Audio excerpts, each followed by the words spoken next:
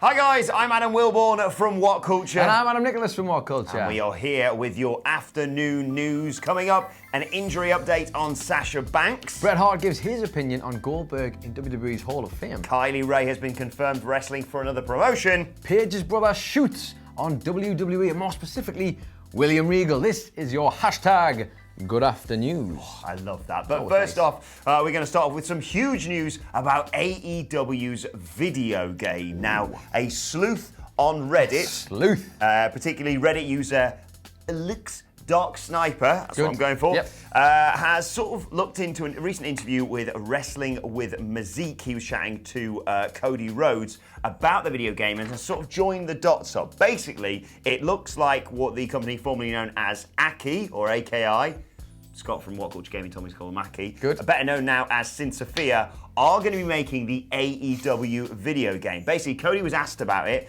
and he said, I can't say much, but what I will say is that the game people have been asking for, it's the game we've been hinting at. Now, in case you were unaware, Sin Sophia, Aki, whatever they've been called in the past, they are the guys behind the greatest wrestling game of all time, No Mercy. Oh, that's a bold shout. Hints throughout all this, from Kenny Omega reaching out to them on Twitter, to TNT tweeting an AEW 64 cover art to the Young Bucks, confirming it themselves. But it looks like this is going to be happening, and that's great news. Great news for everybody, especially AEW fans who probably want to get right in amongst their favourite wrestlers from the show. And to be honest, it just means it's good business. We've already got the war that's happening on TV. Imagine the sales war between the two games that's going to take place. Didn't even think about the possibility of that. I have to be honest, the whole time you've been talking about that, I've been thinking of the purple Aki, which has really completely thrown me. If you know who I'm talking about, yes, it's been in my brain the whole time you've been talking about wrestling video games. Isn't that lovely? Shall we move swiftly on to somebody else who has an issue with someone else? Actually, a better tie-in is probably muscles and big, strong men, because apparently Bret Hart has been having his say with regards to Goldberg and his position in WWE's Hall of Fame. Now, Bret Hart famously can be grumpy. Is that a fair way to put it? Yeah, that is the fairest assessment. He makes Garfield, the cat, look like a very jolly person on a Monday who is tucking into some lasagna. Anyway, the problem here is that Bret Hart is not exactly a big fan, apparently, of Goldberg being in the Hall of Fame. He's been talking to Sean Mooney on his Primetime podcast, and we've got a little quote for you here with regards to what he thinks about Big Bad Bill being in the Hall of Fame. He says, I wish that Bill Goldberg had never kicked me in the head as hard as he could.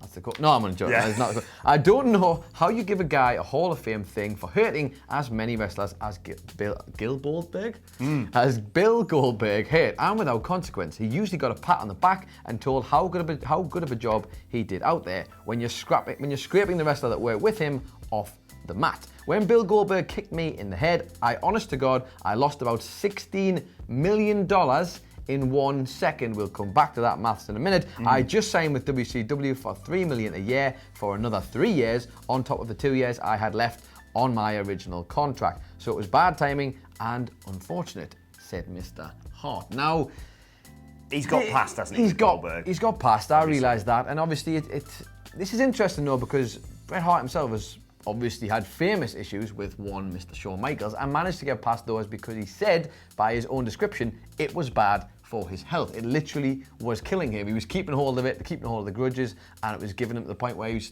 getting heart issues, essentially. This feels like something you could probably let go of, maybe, after all this time. Yeah, there's no dispute. I mean, it's obviously incredibly disappointing that Bret didn't get to do as much as he wanted to in WCW, and that's always going to be that what if surrounding wrestling. But there was no malice in what Goldberg did, was there? I mean, granted, it's fair to say he was relatively green even at that point in his career. This is the thing. We've seen many people. I mean, probably the most recent example you could probably have is Nia Jax, isn't it? She's kind of injured quite a few people, and whether it's been intentional or unintentional, it all boils down to the fact that maybe just wasn't quite fully ready to be in that position. And while Bill Goldberg was very exciting, there was a reason his matches were like 1.5 minutes long, because he couldn't wrestle at the time. That's all right, and he had to learn. And unfortunately, when this happened, I can see what Bret's saying.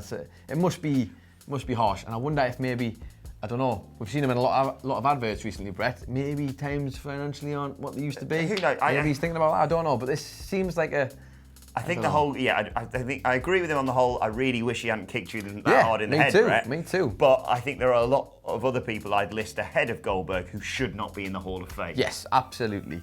So it's just I think it's just a case of. Let's move on. You coward. Coco beware. That's exactly what I was thinking of. Talk about Sasha Banks. We reported earlier, of Brilliant. course, Bray Wyatt and Sasha Banks, I think it was Mike Pollock of Post Wrestling reported, suffered injuries at Hell in a Cell. Slightly worrying update here for Sasha Banks fans. Now, of course, Bray Wyatt seems to be all right. I think he mandible clawed Cesaro in the dark section of Monday Night Raw last night. But Dave Meltzer on Wrestling Observer Radio is reporting that Banks' situation is a lot more vague. WWE keeping quiet about her injury, and it's not known when she'll return to action. Now, this is complete speculation here, but generally he seems to suggest that when WWE are keeping quiet and not wanting the injury to become public, then there should be slightly more concern that you would expect. Now, Banks has been saying it's definitely not a concussion, but it would suggest that they are just possibly taking their time with this. They want to rush her back to telly and risk further injuring her. Potentially some precautions being taken, because obviously she's just come back. She's in the middle of quite a hot angle with Becky Lynch, and whether or not they want that to continue probably depends on her being fully fit. And also with the draft coming up, you probably maybe just want to keep her. I can see why they would have kept both her and Bayley off TV, because it keeps the excitement for later on, but maybe just precautionary measures for now. Yes, and there's a lot of rumours swirling at the moment that Vince is a big fan of Sasha Banks, and so they will wanting to try their hardest to make sure she is raring to go post WWE draft, as you said. Fingers crossed. Let's hope there's nothing serious going on there with Sasha Banks. Now over to something a little bit stranger than perhaps what we've just talked about. We all know Paige in WWE. She's obviously recently just had surgery again. Her career was tragically cut a bit short due to these injuries, and she obviously has a very famous wrestling family from the UK, and one of her brothers has been talking on Facebook recently and doing a bit of, well, we'll call it a shoot, because that's what we've pitched it as, and, well, safe to say, if he's not necessarily happy and would like to clear a few things up. He posted a video basically saying that he wanted to share with the world his real reason as to why, I don't know if he works at WhatCulture maybe, but he wants to share his real reason for why he didn't sign with WWE or won't be signing with WWE and getting a WWE tryout. Now, before we show you this clip, and we're just going to show you the full post that he's made, I'm just going to let you make your minds up about this. I'm not sure, this is more of a, we're showing you, you can decide. So, yeah, he's made some pretty serious accusations about WWE and in particular William Regal. They are not the views of WhatCulture, and we're also on the same way not saying that this is just false accusations. You watch it, you make your own mind up, and I'm sure there will be no doubt an update on this coming very soon. Very soon. As we'll keep it short and sweet, so I don't want to run on forever. But been told again I can't go to WWE tryouts, which I meant to be going because I threatened a NXT trainer or whatever. No, that's bullshit. The bottom line is Mr. Regal was slagging my family off. Well, we heard he was slagging our family off, so a lot of wrestlers told us he was slagging us off, calling us pikey, scum, and my dad's a gangster, blah, blah, blah, blah, blah. And then out of all the venues in the whole wide world, NXT was run by Regal. They come to Norwich with 600 people, venue with 600 people. That wouldn't have spoke to my dad either. So I messaged Mr. Regal to saying, what's your problem with my dad? What's your problem with my family? Why do you keep blocking us? If you've got an issue, I'll come on my own to meet you at any venue in the world, on my own.